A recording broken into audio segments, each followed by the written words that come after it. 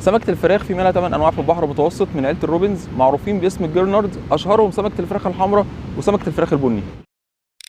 بسم الله والصلاه والسلام على رسول الله. اهلا بيكم في قناه السمك في اسكندريه، معاكم عمرو ابو الوفا. واحنا المره اللي فاتت اتكلمنا عن سمكه الفراخ الحمراء بالتفصيل وشرحنا انواعها في البحر المتوسط. علميا في نوعين من انواع الفراخ لونه اقرب للبني، الجرنارد الرمادي وده لونه اقرب للبني، وجرنارد طب وده لونه اقرب للبني. فاحنا بالنسبه لنا كناس عاديين مش باحثين ولا حاجه بنقول عليهم هما الاثنين فراخ بني، حتى اللي اصلا اسمها جرنارد الرمادي احنا سميناها برده فراخ بني. سمكه الفراخ البني لها نفس الوصف بتاع سمكه الفراخ بتاعت المره اللي فاتت، تقريبا زعانف داير ما يدور حوالين الجسم، وكمان جناحين كبار شكلهم جميل، عاده يعني هنا بيبقى شكلهم جميل، وكل جناح تحت منه تحت 3 رجلين.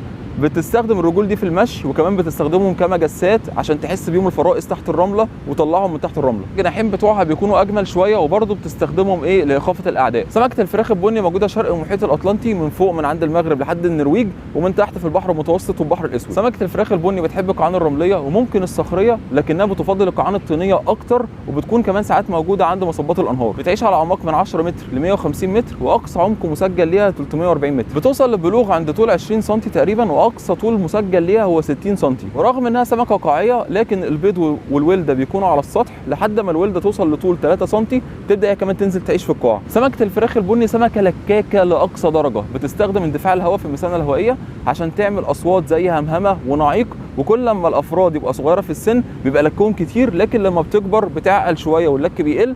والباحثين عندهم اعتقاد ان هم بيستخدموا اللك ده في التواصل بينهم وبين بعض. سمكه الفراخ البني بتوصل للبلوغ عند سن 3 أو 4 سنين، وبتتكاثر على اعماق من 25 متر ل 50 متر، واقصى وزن مسجل ليها هو 1 كيلو جرام تقريبا للسمكه الواحده. وهو على كده مسجل هجره، بس هجره خايبه قوي. يعني القصه كلها ان في بعض الاماكن في الليل بيروح لاماكن المد، هي دي الهجره بتاعته. بالنسبه للصيد يتم استهدافها بشباك الجر، وبرده بتطلع في صيد التصقيط بس نادرا. بالنسبه للاكل طبعا هي تحفه جدا في الآلية، بس برده عايزه حد يكون غاوي تفصيص. والسؤال بقى بيقول هي احسن في الطعم ولا سمكه الفراخ الحمراء بتاعت المره اللي فاتت؟